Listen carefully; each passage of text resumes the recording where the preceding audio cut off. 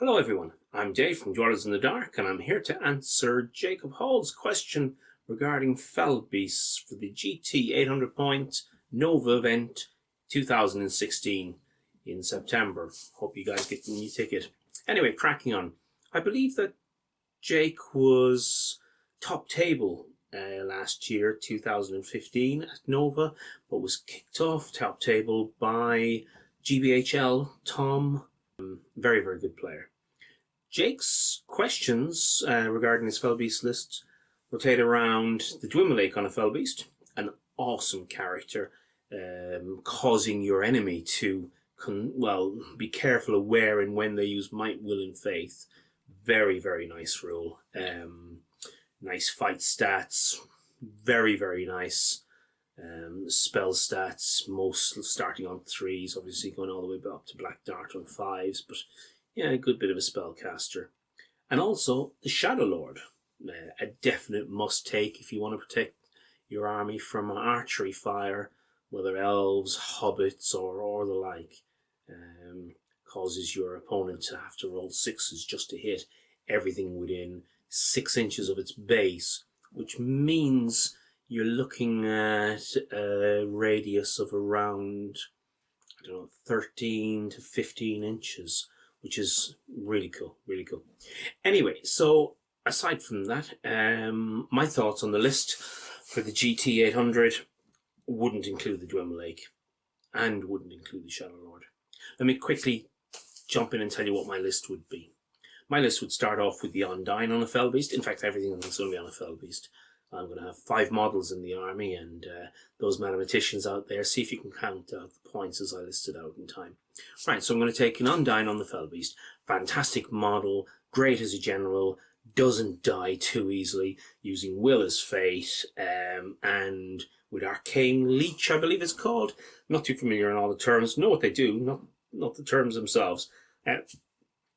Means he gets a will point back for anything that's used. Now, remember, Fellbeasts are glass hammers, but the symmetry between each and every one of them is the key to winning any and every game. So I need things that are going to survive. I need Fellbeasts that can get into combat, that aren't going to be smashed to bits or be drained of will over a period of time. So my next 2 obvious ones are Kumull and the Knight of Umbar. Kumull, brilliant model. I use him specifically to cast spells to feed back the will point to the Undine, because Kumull himself can then regain will for every time he kills in combat. So really, really good sustainer, if I may use the word. He's an endgame. Well, when I say endgame, he's going to last till the end of the game. Yeah, really, really good. And a must when you've only got 5 models. The next one is the Knight of Umbar.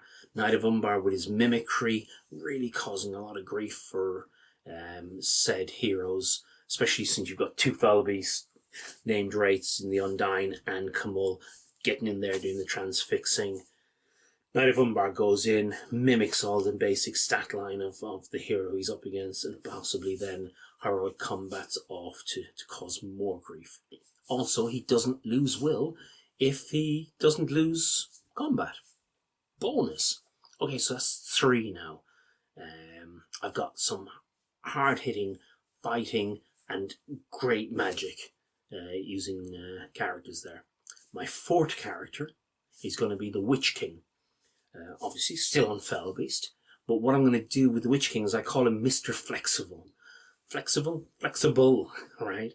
Which means I can adjust his might, will, and faith to equal a points level that suits me. So what I'm going to do is I'm going to give him 3 might, I'm going to give him 18 will, and I'm going to give him 3 fate. And that leaves enough room then to get in a Morgul Blade.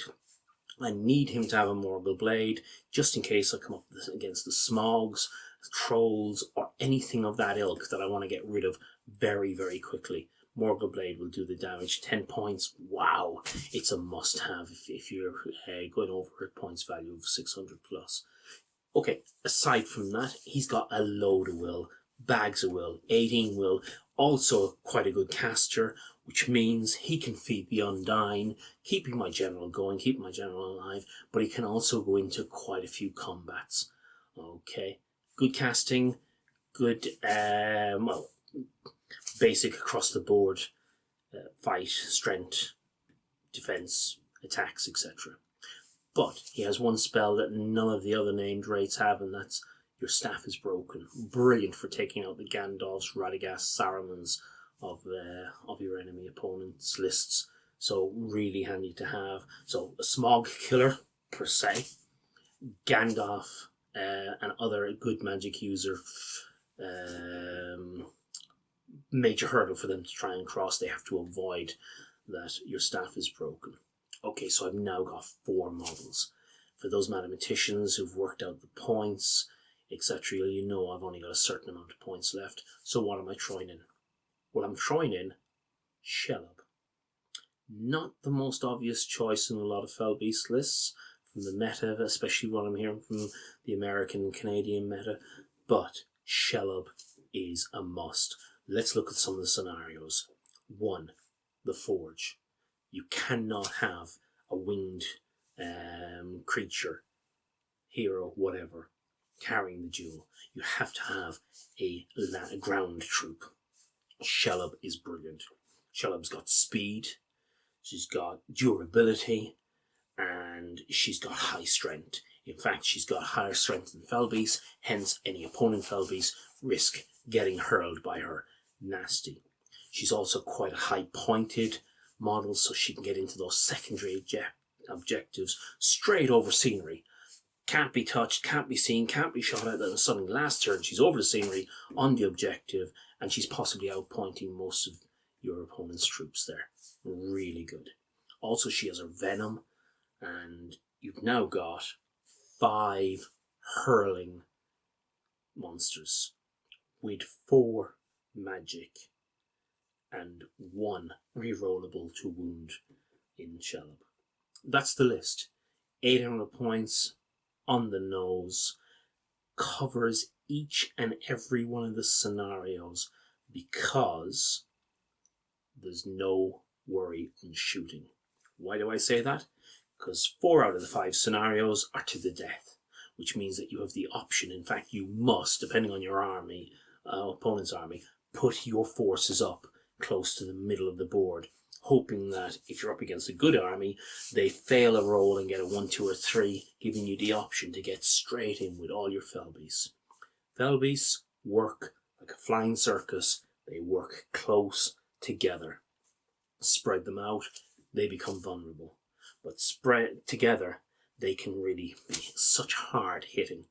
They can start transfixing every single one of your opponent's troops, but yet with the list I've said, which doesn't have the Shadow Lord, doesn't have the Dwimmerlake, you can get straight into combat with each and every one of these models, and they can hold their own.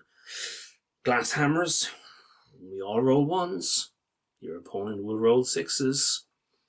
These are the times when perhaps you start thinking, you know, is might important to hold on to?